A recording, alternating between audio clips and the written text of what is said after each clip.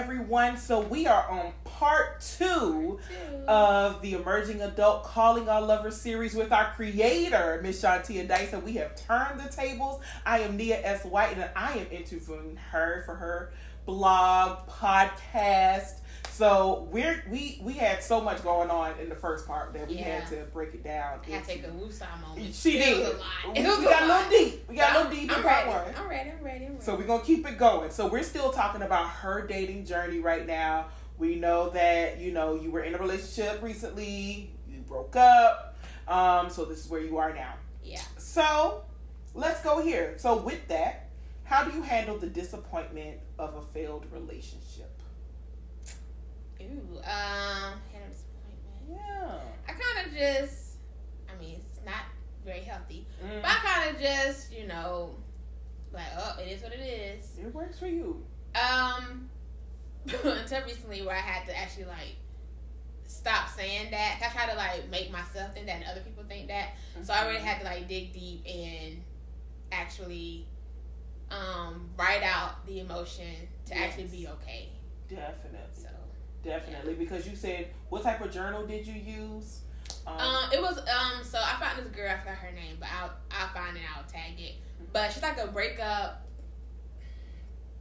that's like her niche. Mm-hmm. And so she had a journal, 30 journal prompts dealing with a breakup. Mm-hmm. And then my best friend also bought me a journal called Burn After Writing. Mm-hmm. And, shout out to the bestie. Yes, because, I needed that. And so it kind of breaks up your life, past, present, future, and it asks random questions. Mm-hmm. Where you have to be authentic and transparent and truthful with yourself. But then I think it kind of helped me be okay with that, because it's after I'm done writing it, I just burn it. Nobody can ever read it. Definitely. So I'm okay with that. So I love that, and that's something we actually talked about in part one and on our break, that we have to learn how to be honest with ourselves, and I feel like that's how we can move forward in future relationships, because we were honest with ourselves, and we know what we will not handle or take in the next relationship, right? Mm-hmm. That's awesome. Okay. What are you looking for in a man that seems so simple, but has been the hardest to find?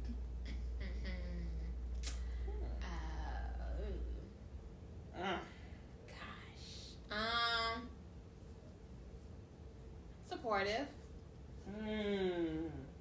Just you one would, thing? You can give me more. You're the creator, honey.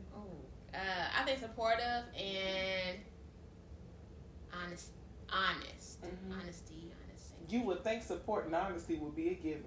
It's not. And it's not. It's not at all. I learned that the hard way. But it's okay. Ooh, it is okay. It is okay. But once you find somebody who is honest and can support you, that's half the battle. Right.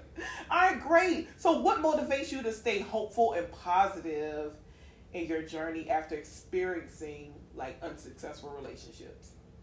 I love love. I do too. And I think I have a lot of love to give to somebody. You do. Thank you. Aww. And so I think that's what keeps me hopeful. It's because even after the last breakup, I was like, oh, yep, I'm ready to get back out there. I wasn't quite ready. Uh-huh. But that showed me, I'm not going to give up just because something didn't work out. Mm-hmm. And now I know what to look for. Now I know, the kind of caliber of a man that I need and desire. So, yeah. That's a great answer.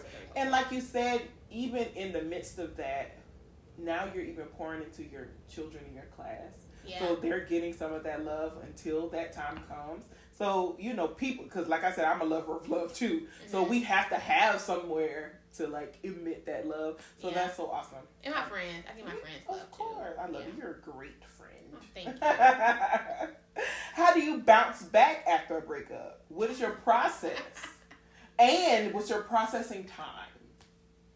Processing time, I think it depends. Mm-hmm. More recently, it was a couple of weeks. Mm-hmm. But back in the day, it could be years. Mm-hmm. It is what it is. It does. My process is, I'm gonna cry. Oh, of course. Because I'm a crier. I can literally cry about the water fell on the floor and I'm crying. Oh, God. Yeah, I'm a crier.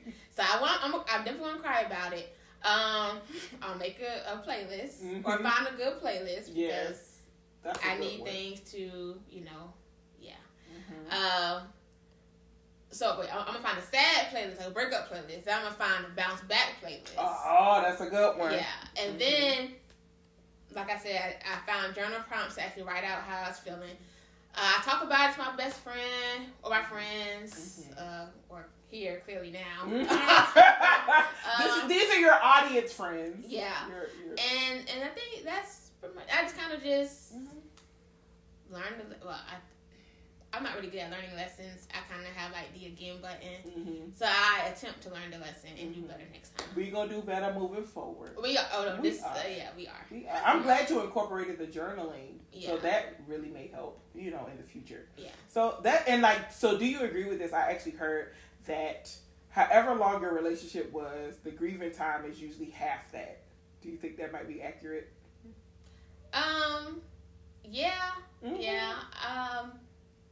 Yeah. I would agree. Yeah. Well, I think also depends on how soon you come to grips with it. That's true. Because that's a good one. Because like I said, after the next day I was like, oh yeah, I'm that girl, I'm ready, and I really wasn't. But after it was like a week of me like doing that until like one day I was like, all right, yeah, this ain't working for me. So I had to pause. But that was about 2 weeks ago, and now I feel good. I legit am good this time, like for real. It is. So that was awesome. 2 weeks. So and it sometimes it has to do with how you broke up too. Sometimes. Oh, yeah, that's true. Yeah, it does. I get that. Yeah. I feel you. Okay. Few more questions. How do you date without sacrificing your relationship with God or bending on your spiritual beliefs? I think I'm still learning that. Because I figured out what I needed somebody who is on the same journey as I am or close to that journey. Because what I've been, and this is no shade to nobody, what I've been dealing with in the past is people who are not on the same level as I am. And I'm not saying like I'm like on a bishop level or nothing like that, but where I'm like consistent, like reading the Bible and all that stuff. But just like I've been people that are just like going to churches enough for them, or reading like the verse of the day is okay for them. And so like I think I can kind of like dumb myself down to get on their level versus making them get on my level. That's honest. Oh yeah, that is honest. Anyway, you just gave yourself a revelation real quick. Wow. I saw that light bulb go off real quick. Yes. Anyway, so I think that's something I don't need to bend on moving forward. And now that I realize that's something I need to actually stick with. Yeah. And make sure the next person is already there, and not trying to bring somebody up there. That's good. Good. Okay. What do you do to advocate for relationships that you still have yet to master yourself? Ask that again. Oh, hold on. What do you advocate for in relationships that you still have not yet to master yourself? Transparency. So you want transparency and vulnerability, and you still struggle to give that to them.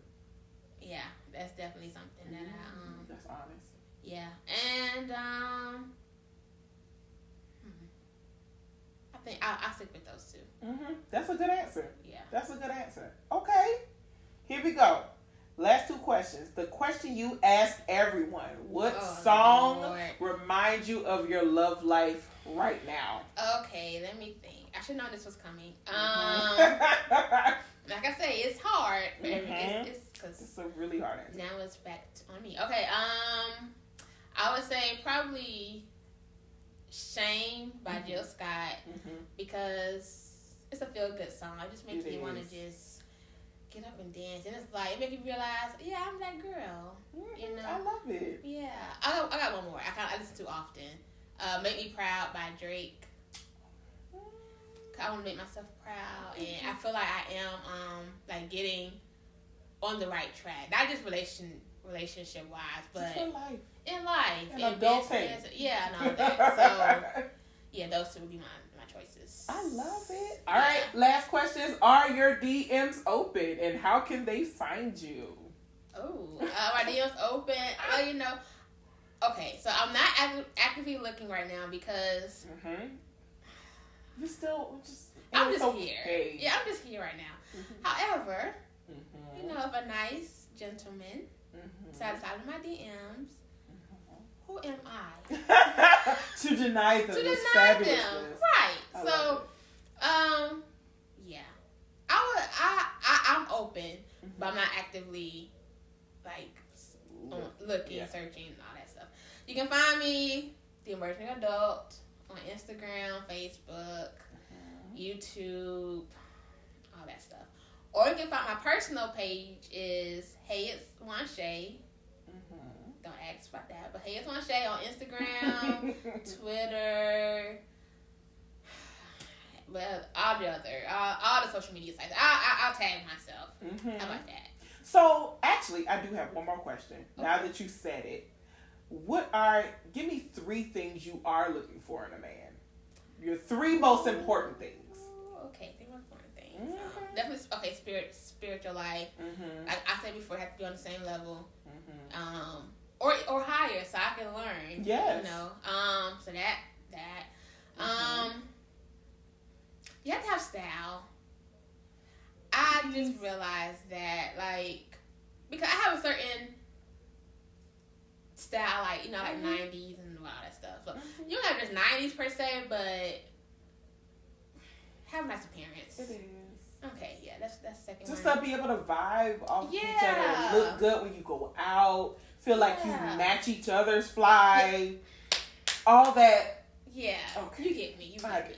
The third thing, you have to be able to sustain a certain lifestyle.